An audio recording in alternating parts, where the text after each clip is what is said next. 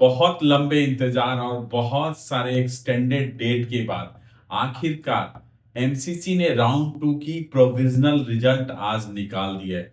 Friends, today is 17th। आज final result आने वाला था, बट आज प्रोविजनल रिजल्ट आया है। 18 से 25 तक कॉलेज की रिपोर्टिंग है।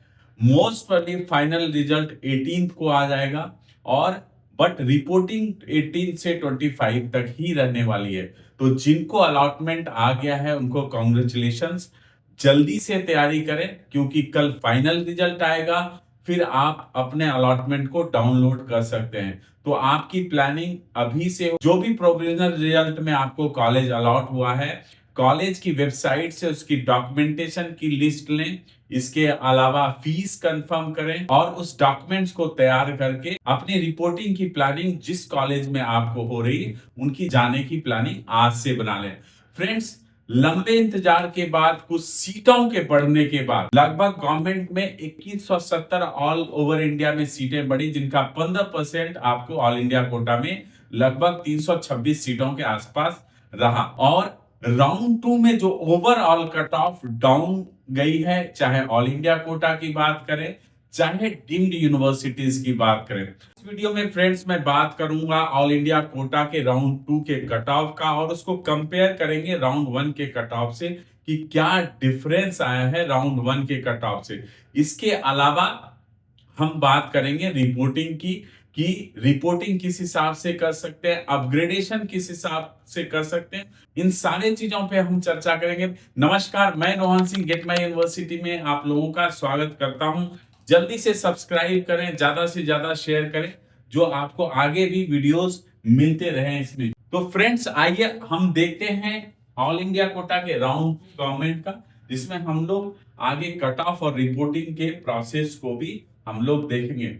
तो फ्रेंड्स, ये है ऑल इंडिया कोटा के राउंड टू का कट ऑफ, जो कि प्रोविजनल रिजल्ट के बाद आया है। तो फ्रेंड्स, इसको हम राउंड वन के कट ऑफ से कंपेयर भी करेंगे, और इसमें हमने general, OBC, EWS, SC, ST category को लिया है। तो फ्रेंड्स, राउंड टू में जनरल कैटेगरी में जो कट ऑफ रहा है 2025 में, वो 24,949 का रहा है। इसमें अगर स्कोर देखें तो 529 का गया है, और राउंड वन में यही 21,190 का था, 534 का स्कोर था। तो ओवरऑल -5 का ड्रॉप हुआ है। ओबीसी में आपको राउंड वन में 21,452 था, 534 का स्कोर था, और राउंड टू में जो गया है ड्रॉप होके वो 25,108 का गया है, और 528 का स्कोर है, -6 का ये ड्रॉप हुआ है। ईडब्ल्यूएस का अगर देखें तो राउंड वन में 25,599 का था। राउंड वन में जो स्कोर था फ्रेंड्स 529 का था। राउंड टू में जो रैंक गया है 28,920 का गया है, और अगर स्कोर की बात करें तो 524 का था, और -5 का यहाँ ड्रॉप किया है। एससी कैटेगरी में 1,10,389 का गया था, 457 का स्कोर था। वही राउंड टू में ड्रॉप होके 1,32,649 चला गया है, 443 का स्कोर है, और -14 का ड्रॉप गया है। एसटी की बात करते हैं तो 1,45,625 का राउंड वन में कट ऑफ था, 436 स्कोर था। वही ड्रॉप करके 1,56,601 का राउंड टू में चला गया है। 429 का स्कोर है, -7 का जो है आपको ड्रॉप आया है। तो फ्रेंड्स, ये राउंड टू में था, जो कि आपने देखा ओवरऑल आपको हर कैटेगरी में ड्रॉप हुआ है। और फ्रेंड्स, अगर राउंड थ्री के कट ऑफ की बात करें कि राउंड थ्री में और क्या कट ऑफ हो सकता है, तो अभी तक के सिनारियों के हिसाब से कट ऑफ और ड्रॉप ही करेगा राउंड थ्री में। तो अगर आपको राउंड टू में नहीं मिला है, तो और आसपास का आपका रैंक है, तो आप राउंड थ्री के लिए ट्राई कर सकते हैं, या इसके अलावा अपने नेटिव स्टेट को भी आप ट्राई करें कि अपने स्टेट में जो डोमिसाइल स्टेट है आप वहां क्या जा सकता है। और अगर डिम्ड की बात करें तो आपको 8,21,077 का आपको लास्ट रहा था। डिम्ड की भी वीडियो मैं लेके आऊंगा, और जेआर मेडिकल कॉलेज चेन्नई में ये लास्ट सीट मिला है। फ्रेंड्स, अगर डीम्ड की बात करें तो लास्ट ईयर के कंपेयर में ये थोड़ा अपसाइड है।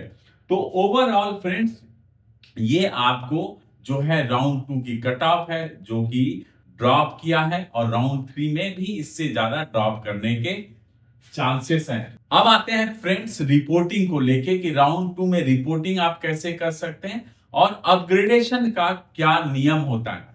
तो फ्रेंड्स, अब हम सिनारियो को देख लेते हैं। तो अगर राउंड 2 में आपको अलॉटमेंट हो गई है तो आप कॉलेज में रिपोर्ट करेंगे। फाइनल रिजल्ट के बाद आपको अलॉटमेंट लेटर डाउनलोड करना है।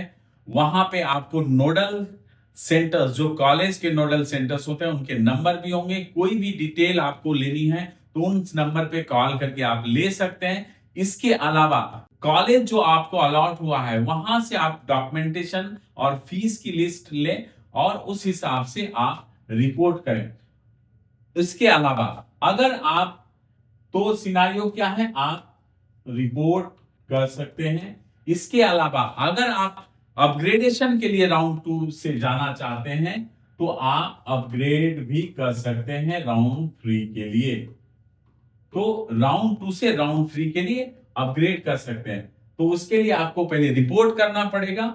वहां आपको कॉलेज में ही अपग्रेडेशन के लिए आपको विलिंगनेस डालनी पड़ेगी। और जिनको राउंड 1 से राउंड 2 में आपको अपग्रेड राउंड 1 से हुआ है राउंड 2 में, वो आपको जाके पहले वाले कॉलेज में राउंड 1 में जहां आपने रिपोर्ट किया था वहां से आपको डॉक्यूमेंटेशन की लिस्ट लेनी पड़ेगी।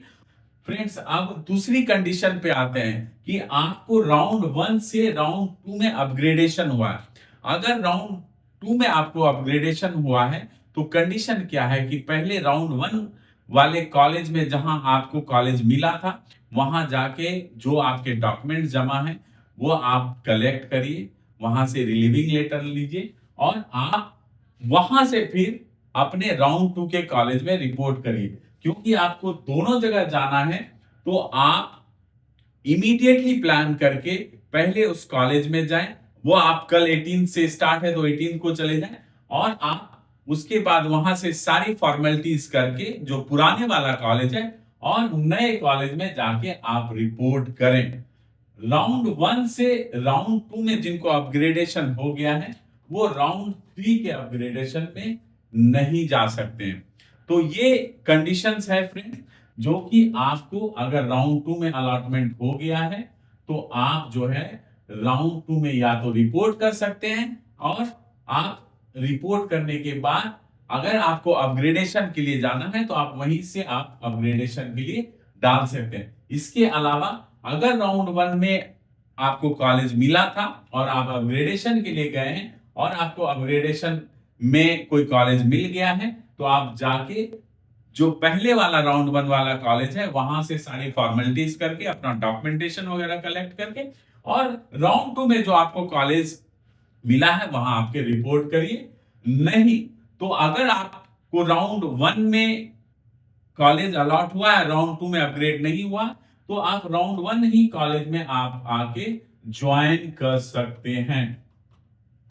ठीक है। इसके अलावा अगर राउंड 2 में आपको कॉलेज मिला है और आप वो नहीं लेना चाहते हैं, नहीं रिपोर्ट करना चाहते हैं, तो फिर कैसे आप एमसीसी में जा सकते हैं? तो फिर आप राउंड 3 में नया फ्रेश रजिस्ट्रेशन करेंगे और अपनी सिक्योरिटी अमाउंट डालेंगे तो आप राउंड 3 में फिर से आप जो है काउंसलिंग में जा सकते हैं। तो ओवरऑल राउंड 2 से राउंड 3 में आप अपग्रेडेशन जा सकते हैं और राउंड 1 से जिन्होंने राउंड 2 में आया है वो आप जो है राउंड 2 के कॉलेजों में अपग्रेड करें।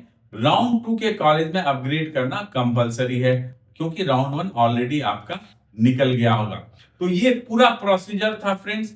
आप पूरे ध्यान से डॉक्यूमेंटेशन की लिस्ट और अपनी प्लानिंग कर लें, आज ही करें क्योंकि टाइम आपके पास बहुत ज्यादा नहीं है। इसके अलावा अगर कहीं डाउट है तो आप टीम गेट माई यूनिवर्सिटी से कनेक्ट करके आप डिटेल ले सकते हैं। तब तक आप हमारे साथ बने रहिए और अपने काउंसलिंग को फोकस करिए। नमस्कार।